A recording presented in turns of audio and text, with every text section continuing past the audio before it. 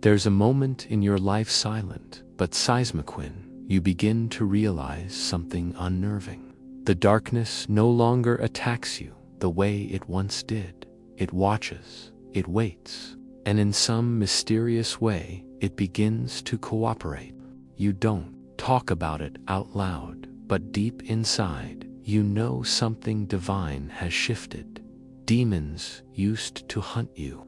Now, they're helping you, whether they mean to or not. And the strangest part, they don't even know why they're doing it. You see, when you are truly chosen, when your destiny is written by the breath of God Himself, nothing, absolutely nothing, can stand in your way, not even darkness. The same forces that once came to break you will start to build the road you walk on.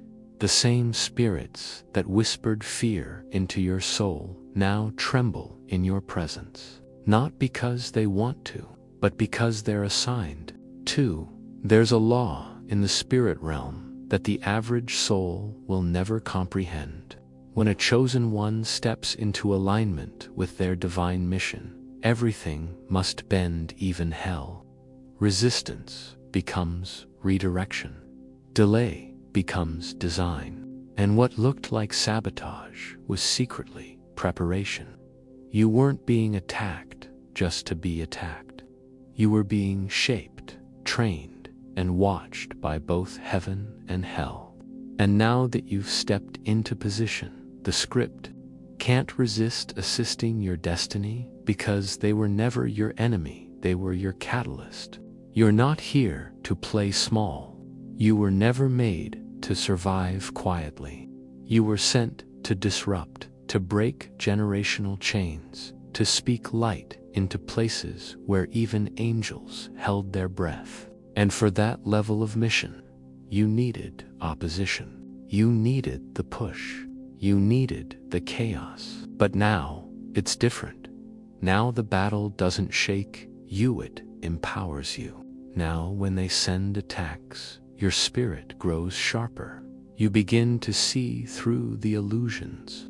You start to realize that the enemy's weapons are being repurposed in real time.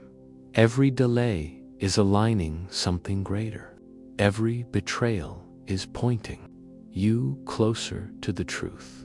Every closed door was heaven's way of rerouting you to a path you never would have considered but needed. And what the demons didn't expect was for you to survive. They thought the trauma would end you. They thought the shame would silence you. They thought your isolation would crush you. But instead, it awakened something ancient inside you. A voice, a flame, a purpose that cannot be manipulated. You were not just chosen, you were commissioned. And now, even darkness knows it can't stop you. So it begins to serve you in the only way it knows how. Resistance turned into fuel. People won't understand this part of your story. Because how do you explain that your enemies became your architects? That your nightmares built your anointing? That hell without knowing helped deliver your purpose? You'll try to find words, but all you'll be able to say is, God used everything, everything. Chosen one, when you walk into a room, spirits shift, some scatter, some freeze, and some start to follow orders they didn't choose. Because the light in you doesn't just illuminate commands. And when light issues a command, even darkness has to obey. That's why you feel tension around certain people. That's why spiritual attacks often come right before divine elevation. You're not crazy. You're not cursed. You're called. And because you're called, the darkness is bound to assist even if it resists on the surface. The closer you get to your divine timeline, the more you'll notice strange alignments. People you thought were enemies become messengers. Environments you feared become training grounds. Situations that looked like setbacks start opening supernatural doors, and you'll stand there in awe, whispering to yourself, "How is this even happening?" But deep down, you'll know it's not you. It's the divine force behind you. And even hell can't oppose that.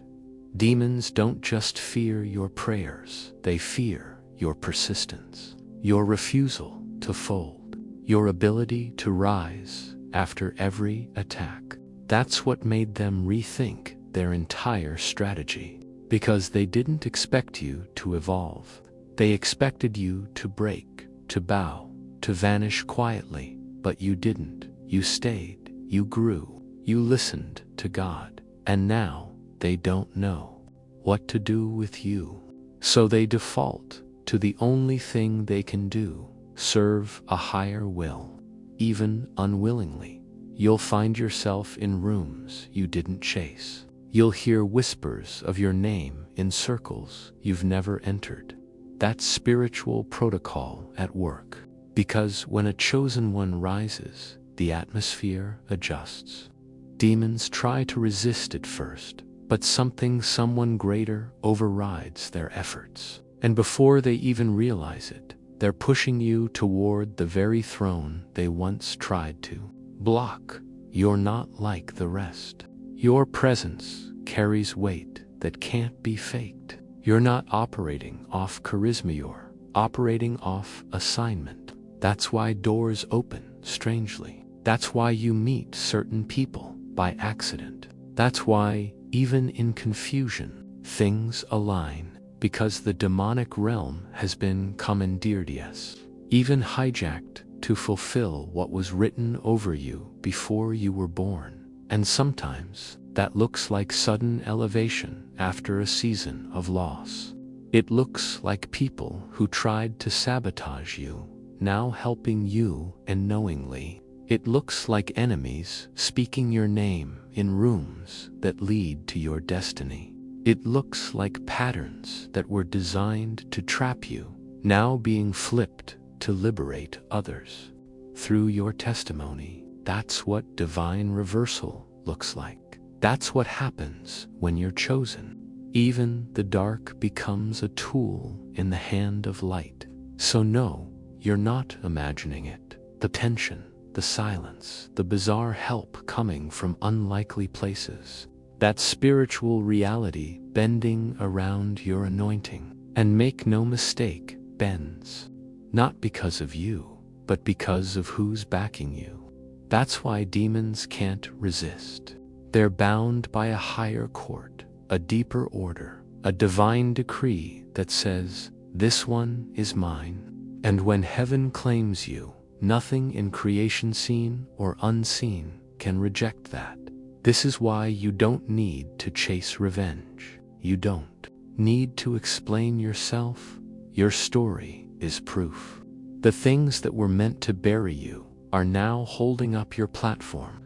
The very mouths that cursed you are now forced to speak of you with awe. And the same spirits that once mocked your purpose are now terrified of the fact that you kept going.